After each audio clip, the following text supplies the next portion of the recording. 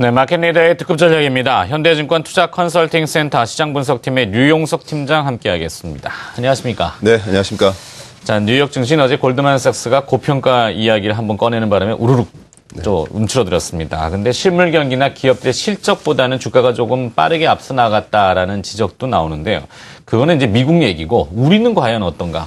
우리는 주가가 그렇게 반응을 크게 하지는 않았는데도 불구하고 조정받을 때 보면 같이 조정받는 경향이 없지 않아 있지 않습니까?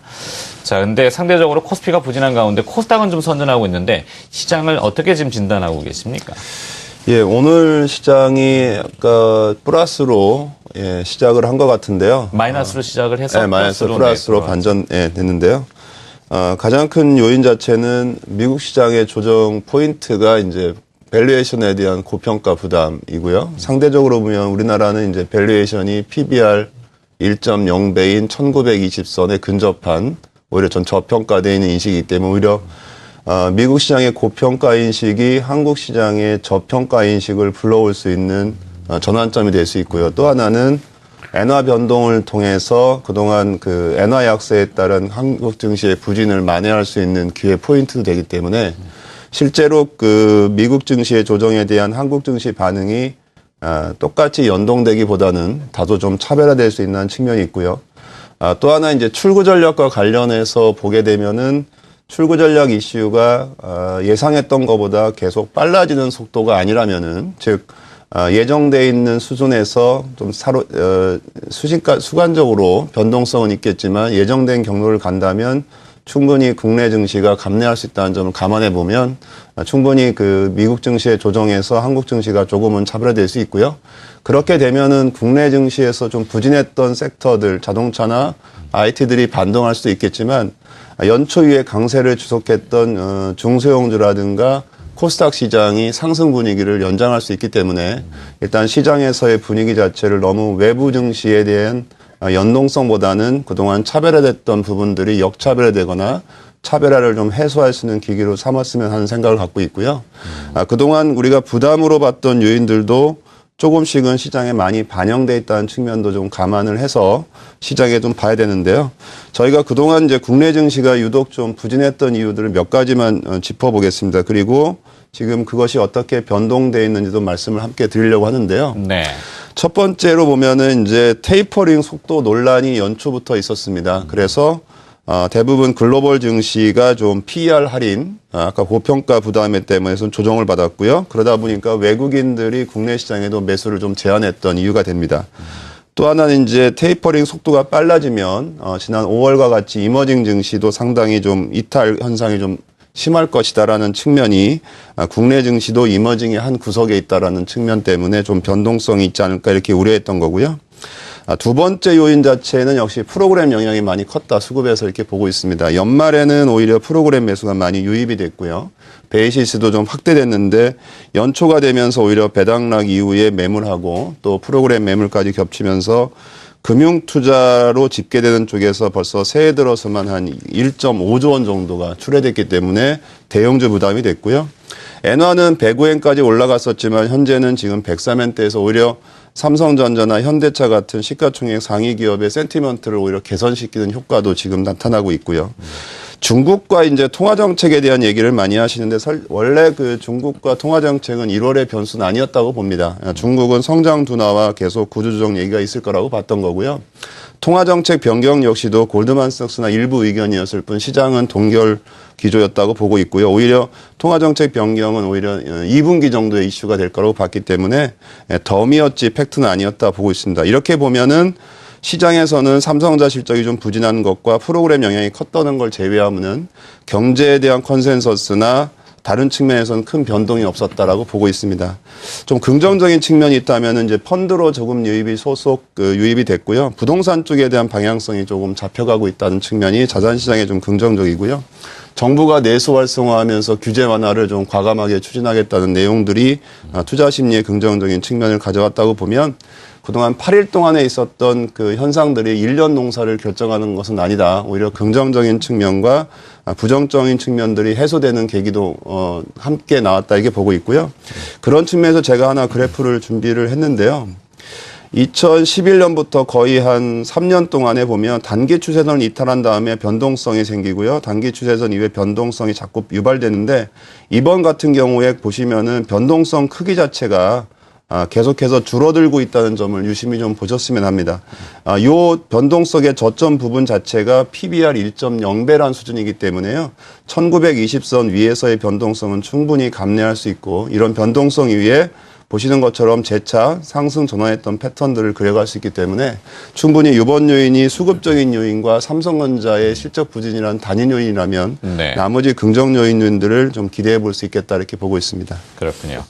자, 그동안 선진 시장하고 좀 차별화됐던 부분이 해소되는 과정, 그리고 부담 요소들을 쭉 열거해 주셨는데 이미 어느 정도 인지를 하고 있는 이야기죠. 자, 앞에 이제 운전하다 보면 요철이 어디 있는지는 대충 눈에 보입니다. 그러면 그것을 피해 갈 것인지 아니면 어떻게 갈 것인지 방향성을 정해야 되는데 이 방향성을 조금 올리기 위한 전제 조건이라고 해야 될까요? 그런 것들은 어떤 것이 좀 충족이 돼야 될까요? 예, 물론 이제 토대가 돼야 위에 물건을 쌓죠. 토대가 안 되고 쌓으면 자꾸 무너지는데요. 예, 그런 측면에서 어쩌면 1, 2월 정도는 토대를 많이 잘 쌓아놓는 과정으로도 좀 보고 있습니다. 그 중에 하나가 이제 테이퍼링 속도 논란이 많은데요. 이런 그 속도 논란에 대해서 좀 정립화된 컨센서스가 꼭 필요할 것 같다. 즉, 로카드의 말 한마디에 흔들리고 또 다른 연준 의사의 말 한마디에 흔들리는 증시에서 추세를 얘기하기가 좀 전반적으로 어렵기 때문에요. 컨센서스의 재정립이 필요한데 이와 관련해서 하나 말씀을 드리고 싶은 것은 바로 요 그림 세 번째입니다. 네. 컨센서스가 조금 속도를 가속하는 쪽으로 가려면은 과거처럼 통화정책 측면에서 실업률이 떨어지는 가운데 경제 참가율이 증가해야 되는데요. 지금 보시는 것처럼 실업률은 떨어지고 있지만 참가율도 함께 떨어지기 때문에 고용 측면이 완벽하게 그 테이퍼링을 가속할 수 있는 요인은 아니라는 점입니다. 즉, 매파적인 발언이 많겠지만 전반적인 테이퍼링의 속도는 온건한 테이퍼링일 가능성이 매우 높다는 점이고요. 이런 측면들은 오히려 이제 연준 회의가 시작되면서 선제적인 가이던스를 붙여준다면 충분히 컨센서스는 정립될 거다 이렇게 보고 있습니다. 왜냐하면 앞서 그림에서 보시는 임금 상승률과 미 국채의 연관성은 굉장히 높게 나타나기 때문에 국채 급등이 나타날 가능성은 매우 적고요.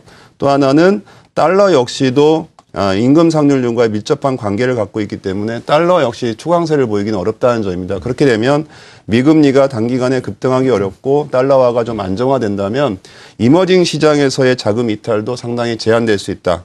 그림에서 보시는 것처럼 최근에 보시면 신흥국 국채에서 보면은 이탈 정도가 많이 줄어들고 있는 걸 볼 수 있습니다. 네. 이 얘기는 시장에선 논란이 있지만 시장의 컨센서스는 여전히 테이퍼링은 온건할 것이라고 보여주고 있기 때문에요. 지금 다음 그림에서 보시는 이런 그 소위 태국이나 인도네시아, 필리핀의 이런 불안 요소들은 있지만 한국 증시가 좀 차별화될 수 있는 요인들도 충분히 갖고 있다라고 보고 있습니다. 또 하나 토대가 될 수 있는 부분이 있다면 국내 시장에서의 위험에 대한 그 선호도 자체의 변경이 필요하다고 봅니다. 대표적으로 보는 게요. 저희들은 국내 증시에 이런 신용 스프레드가 좀 안정화될 필요가 있다고 보는데 그러기 위해서 전제 조건이 된다면 통화정책 측면에서 조금 더 빨리 통화정책을 변경을 조금 위험자산을 선호할 수 있는 쪽으로 이동해 주는 것도 좋은 토대가 아닌가 이렇게 보고 있습니다. 네. 자, 그렇다면 이제 전략을 조금 정립해 봐야 되는데요. 중국 변수도 잠깐 좀 다뤄주시고 전략을 세워주신다면 어떻게 정립해 주시겠습니까? 예, 중국은 뭐 저희들은 그래프 보시면 알겠지만 3월까지 좀 기다려보자는 생각입니다. 예, 그렇습니다. 네. 중국은 현재 지금 물가 상승률로 보면 아직 생산자 물가가 플러스 전환이 안 돼서 중국과 관련된 기대 요인은 아직은 약화나 또는 중립 정도로 봐야 되고요.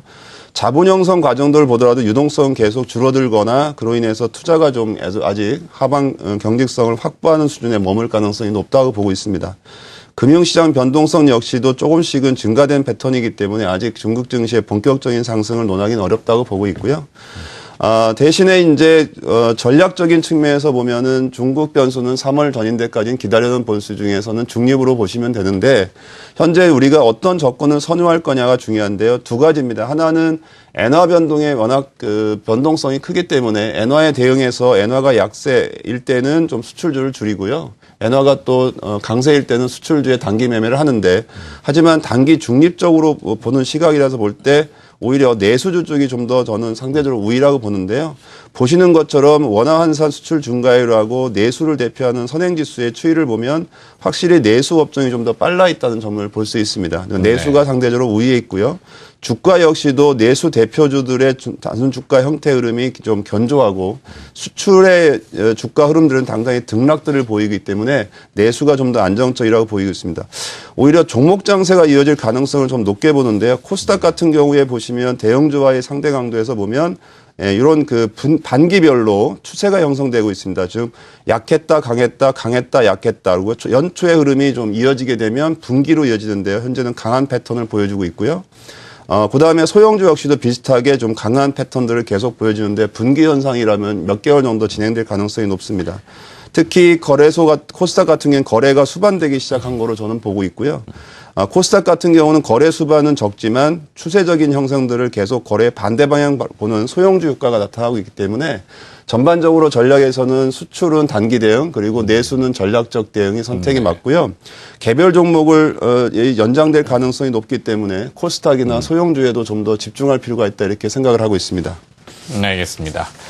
자, 마켓 리더의 특급 전략 들어봤습니다. 현대증권 투자 컨설팅 센터 시장 분석팀의 류용석 팀장이 수고해 주셨습니다. 고맙습니다. 네,